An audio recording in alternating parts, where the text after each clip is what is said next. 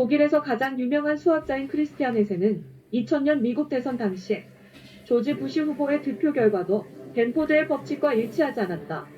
부정이 개입하지 않은 투표 결과가 대개 벤포드의 법칙을 따르는 것과 비교할 때 충분히 의심이 가는 상황이다라고 의혹을 제기한 적이 있습니다. 그는 하버드 대학교에서 박사학위를 취득하고 캘리포니아 대학교와 UC 버클리를 거쳐 현재는 독일 슈투트가르트 대학교에서 수학을 가르치고 있습니다. 벤포드의 법칙이란 광범위한 분포를 보이는 수치, 데이터들의 가장 큰 자리의 숫자는 작은 숫자인 경향을 보인다는 것입니다.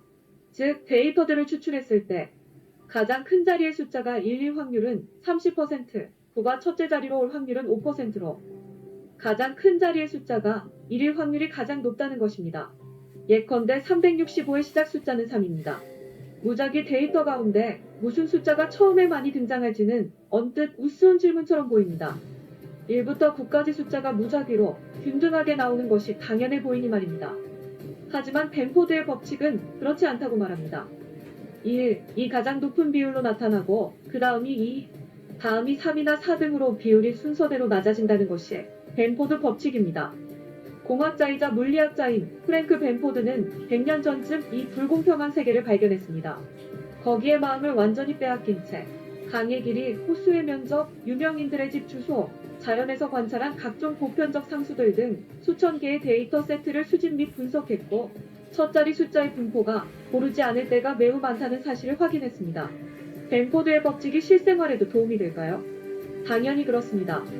이를테면 어떤 데이터의 조작 여부를 간파할 수 있습니다.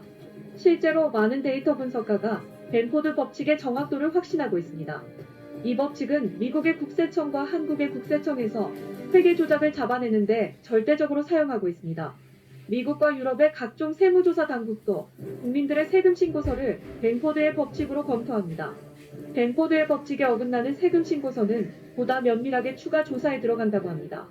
그만큼 벤포드의 법칙이 들어맞지 않는 수치들은 허위거나 조작되었을 공산이 크다는 말입니다.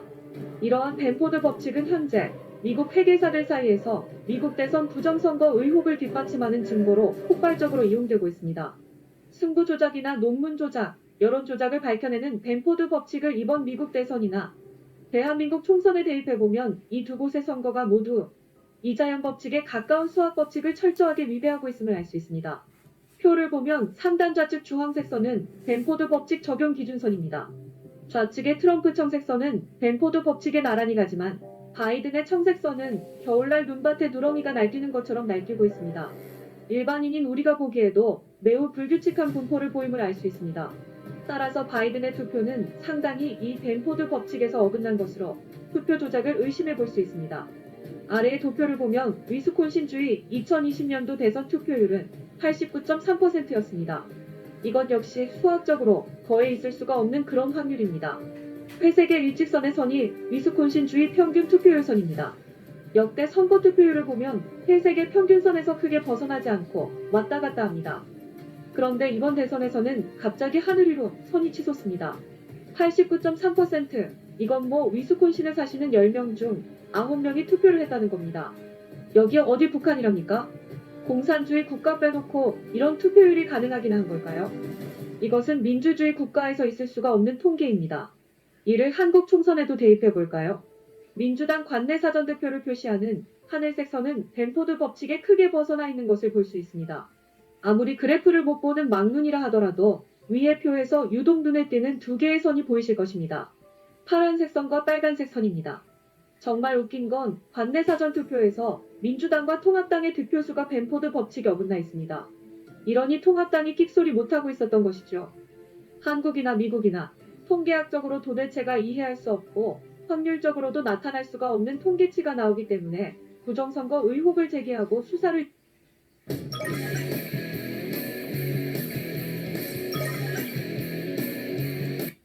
요구하고 있는 겁니다. 숫자가 거짓말을 할까요? 아니요, 거짓말은 사람이 합니다. 부정선거는 확실히 일어났고 트럼프 캠프는 충분한 증거를 확보하고 행동에 옮기고 있습니다. 미시건 주의회는 선관위의 소환장을 발부하고 신속하게 재검표와 부정 의혹, 소프트웨어 글리치 조사에 들어간다고 발표했습니다. 이것은 단순 재검표가 아니라 개표에 사용됐던 기계나 프린터, 분류기 등 개표에 사용된 모든 것들에 대하여 포괄적 감사를 착수함을 의미합니다. 또 위스콘신은 현재 2만 표 차이가 나는데 재검에 들어갔습니다. 위스콘신은 전통적으로 선거 후 감사를 완벽하게 하는 주로 유명합니다. 위스콘신 같은 경우는 20만 표 정도가 수상하다고 하는데 현재 2만 표 차이니 소송 없이 선거 결과를 뒤집을 수도 있어 보입니다.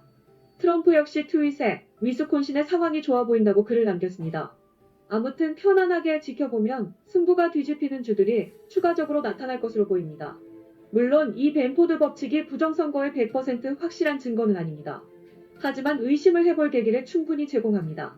벤포드의 법칙을 따라야 할 데이터 세트가 벤포드의 법칙을 외면한다면 모종의 이유가 있을 확률이 높기 때문입니다.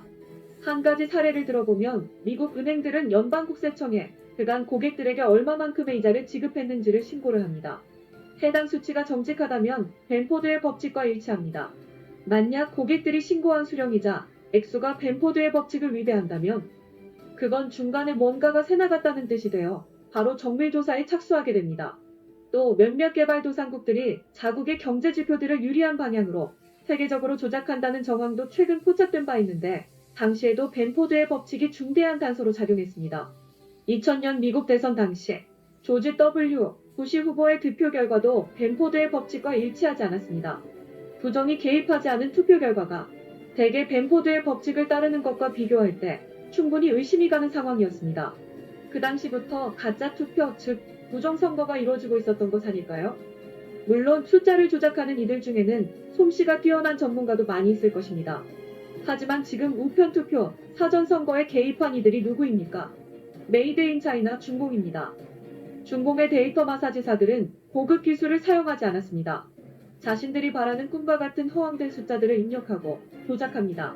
데이터 조작에 어느 정도 자신이 있다 하더라도 숫자가 지니는 고유한 특성을 완전히 무시하면 안 되는 것이었는데 이러한 숫자 고유의 법칙도 모르고 자기가 원하는 숫자에 너무 가까이 다가가서 결국 꼬리가 밟힌 상황입니다.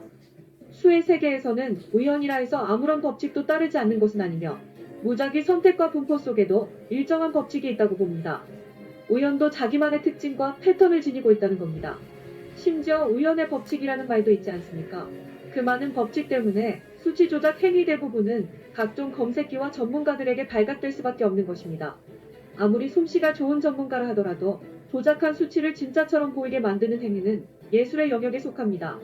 투표를 허위로 조작하고 들키지 않기까지는 그야말로 피나는 노력을 동반해야만 할 겁니다. 그렇게 하더라도 숫자 전문가들에게 안 들키고 넘어갈 확률은 극히 미미합니다. 민주당과 그 한패거리들은 그 부분을 아예 몰랐기에 모두 깜방에 가게 생겼습니다.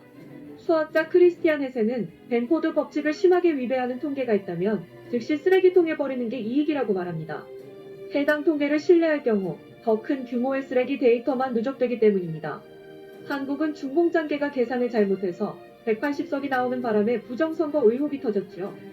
적당히 150 정도 했으면 그냥 넘어갔었을 겁니다. 미국도 아슬아슬하게 갔으면 개표 끝까지 탈없이 지나갔겠죠. 이놈들 마음이 너무 급했나 봅니다. 아무튼 자연법칙을 심하게 위배하는 바이든의 투표수는 더 큰 쓰레기 더미를 이루기 전에 당장 폐기되길, 진실이 승리하길 기도합니다.